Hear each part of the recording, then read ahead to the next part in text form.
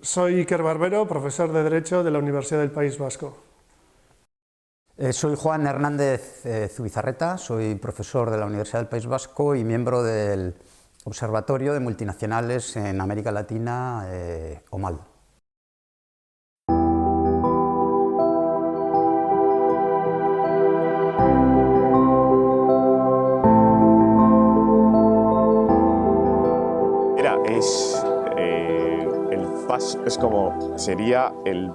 La frontera es lo que delimita un país de otro. Una frontera al final es lo que delimita dos países o dos regiones que no comparten, digamos, nada a nivel legal. Una forma de manifestar físicamente el estigma, los estereotipos que hay en la sociedad. Yo creo que una frontera, sí que existen fronteras físicas y sí existen fronteras, por así decirlo, metafóricas, y creo que las dos en concepto es limitación pura y dura. A ver, una frontera física entiendo que es algo que separa dos lugares, ¿no? Por ejemplo, mis padres cuando llegaron, mi padre tuvo que pasar por Marruecos, y en Marruecos había una frontera y no les dejaban pasar. Por ejemplo, Melilla, las vallas, eso considero yo frontera, un límite entre países. También puede tener una connotación de una limitación de la gente que está en una zona hacia la otra, que le tenga como un cierto sentido de bloqueo, digamos. El ellos de nosotros, o sea, nosotros así estamos bien, no queremos ver nada más que lo que es lo nuestro. Metafóricamente, pues eso, al final limitar a un colectivo, una persona o una etnia o lo que sea, ¿no? Históricamente una frontera ha sido una línea bien física, imaginaria, pero sobre todo jurídica, que ha delimitado, ha separado dos jurisdicciones, dos estados. Abordar el tema de los muros nos retrotrae a cómo el Imperio Romano construyó sus fronteras y sus muros para defenderse del ataque de los bárbaros que iban a invadir el Imperio Romano, ¿no? En nuestros días estos muros siguen cumpliendo la misma misión, pero detrás de estos muros lo que hay es personas que son perseguidas por sus ideas, por su orientación sexual, que son perseguidas por el hecho de sufrir la violencia patriarcal, pero que son personas también que huyen, ¿no? Que huyen del hambre, que huyen de la miseria, que huyen de las expulsiones por la destrucción ecológica, que huyen de la guerra, en definitiva, que son personas que lo que buscan es espacios de seguridad, espacios de tranquilidad. Pienso que el muro delimita la diferencia entre alguien que quiere venir, pero la cosa es que si un europeo viaja yo qué sé, un europeo, o sea, un español viaja a Alemania, se considera frontera o dentro de lo que cabe, y un muro es la diferencia cuando viene de África a aquí.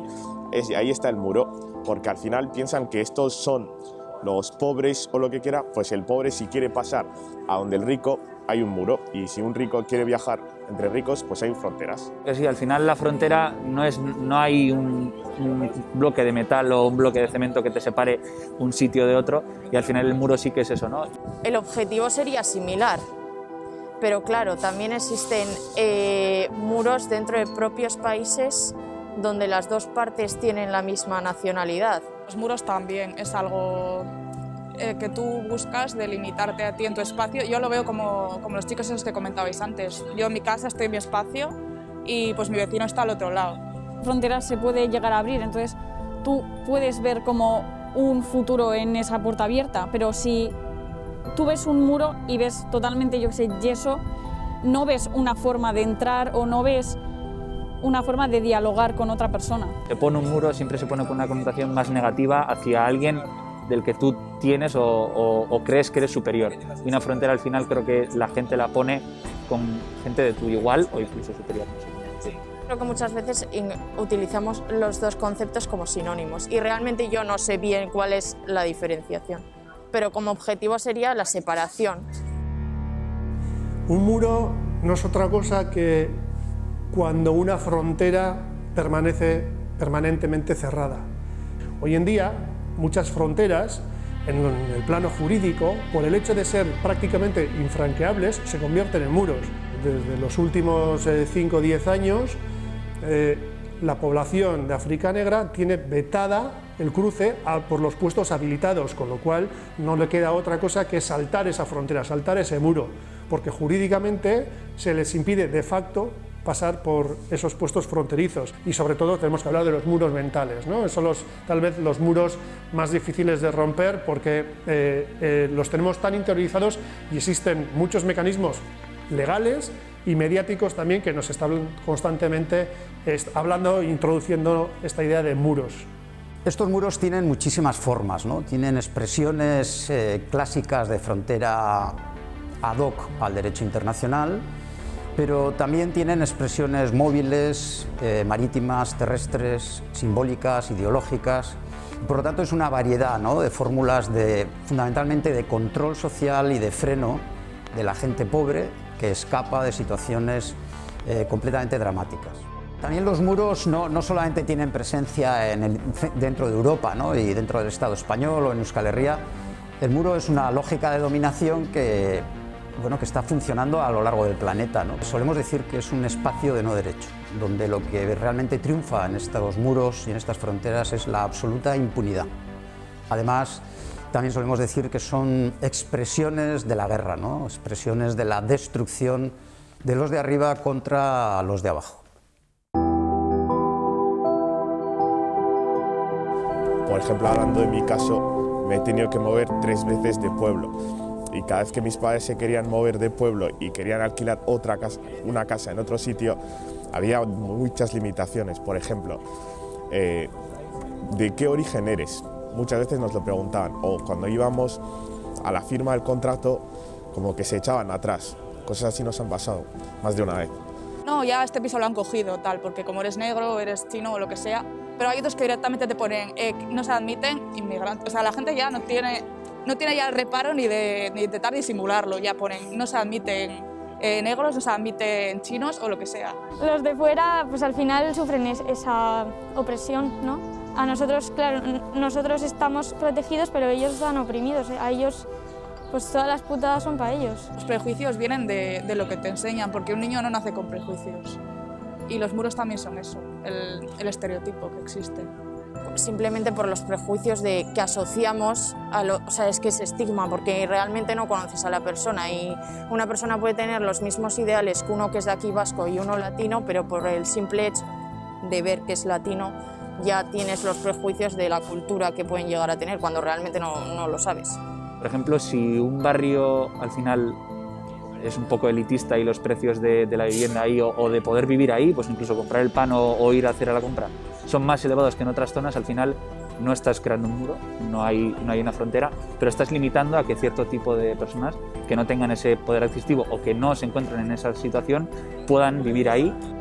El otro día estuvimos hablando en clase cómo, por ejemplo, las mujeres, al final es como que la sociedad nos marca que tenemos que estar en trabajos y estudiar carreras que tengan que ver con el cuidado de una persona, y que, por ejemplo, al final, pues yo, que estoy estudiando pedagogía, que quiero ser profesora, por ejemplo, voy a cobrar mucho menos que un ingeniero. Yo, como mujer blanca, la única que yo vivo, o sea, mi único muro, digamos, es el de género.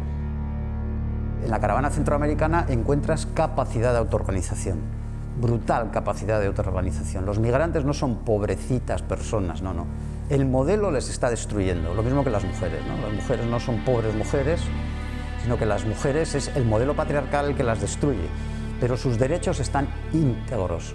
Su capacidad de organización es impresionante. No hay más que ver las asambleas de la caravana migrante para quedarte asombrado, ¿no? Ver la fortaleza de mujeres líderes, de transexuales líderes, ¿no?, que les marcan y les cierran el camino al machismo de muchísimos hombres. Yo iba a un hotel y había una familia gitana y nadie jugaba. Siempre los niños, por lógica, pues vamos a juntarnos con los niños, ¿no?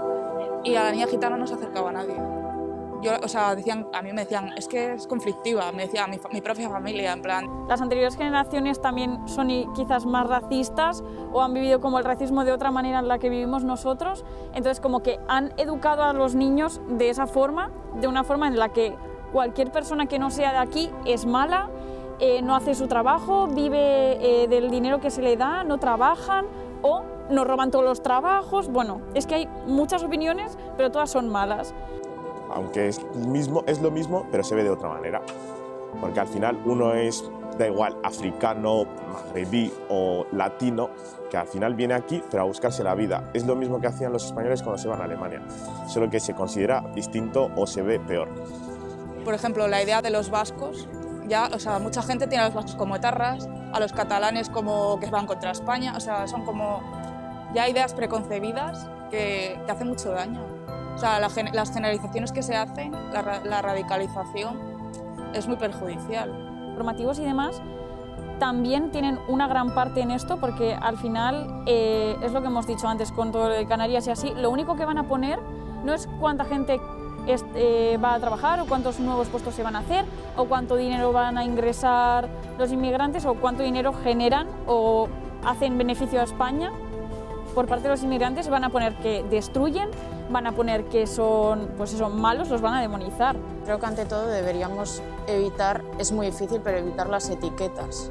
Pintan a las otras razas como violentos y, o sea, directamente demonizándolas y como si nosotros fuéramos la raza superior y porque somos blancos.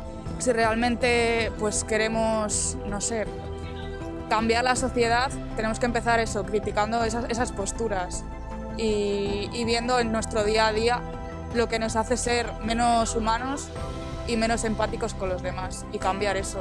Yo iría a la concienciación, antes de caer en los prejuicios, pensar un poco y empatizar con las otras personas y pues evitar las etiquetas ante todo. Que la gente lo vea y que no lo vea como una cifra, como ahora el coronavirus. Ves muertos y no piensas en lo que está pasando en verdad. Y pues es eso, valorar que el sufrimiento humano es muy grande y que las víctimas también son es algo de lo que la sociedad se tiene que ocupar.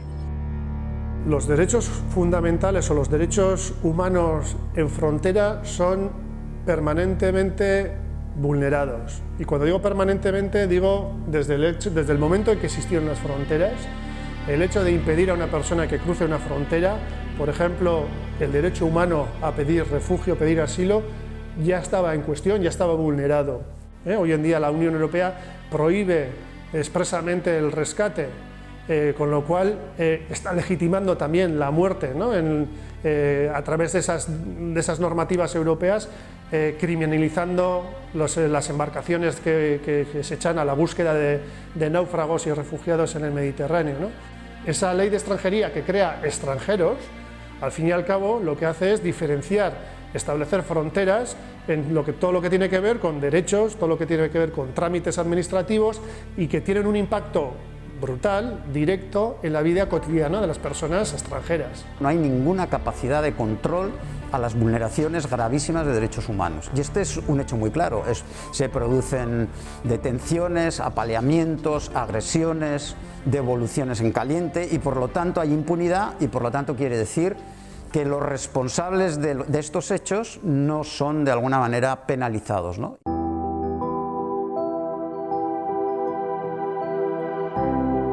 Queda evidente que poner fronteras, o igual que con la violencia, pues no va a salir. O sea, no creo que sea la solución correcta. Al final hay de todo, porque al final no todos tenemos la misma educación. Hay algunos que llegan aquí y no encuentran trabajo, no pueden acceder a una educación y se dedican a delinquir, que yo entiendo que moleste aquí. A mí no me gustaría que nadie viniera a mi país a delinquir o a formar disturbios, pero... Siento que está mal generalizar con absolutamente todo y está mal decir que porque tú hayas visto uno o dos casos así, digas, ya no puede entrar nadie. Porque no es así, porque hay gente que lo necesita y hay gente que se le debería de enseñar cómo funciona esto, porque igual ellos vienen ya directamente y dicen, venga, va, pues lo puedo yo con todo. Pero hay que decirles, no, o sea, esto funciona así, así y así. Tienes que aplicarte al final a la sociedad, porque estás viniendo de una sociedad distinta y te estás empezando a aplicar a una nueva. En plan, deberías de alguna forma integrarte, pero nosotros también tenemos que darte recursos para integrarte, que esa es otra movida, y también tenemos que darte pues como la mano, en plan, confío en ti. Y a nosotros en las noticias nos ponen eso, de cómo en Gran Canaria se están destrozando un hotel, que las están liando parda, pero luego todas esas imágenes no las vemos.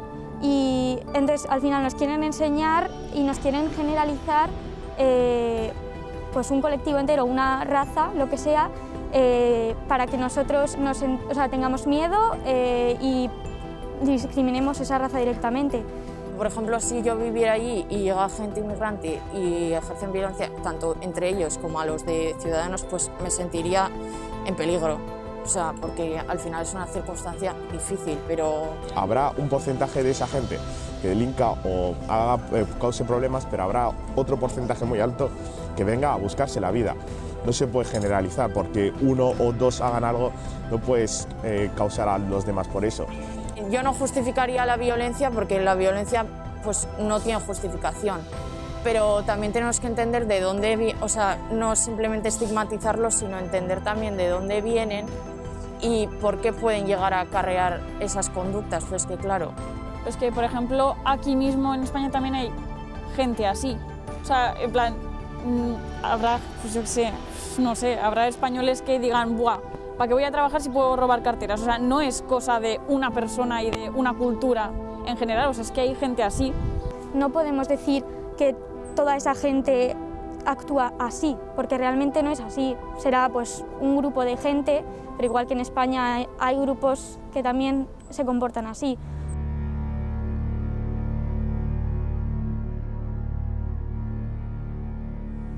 Está claro que las fronteras nos afectan a todos.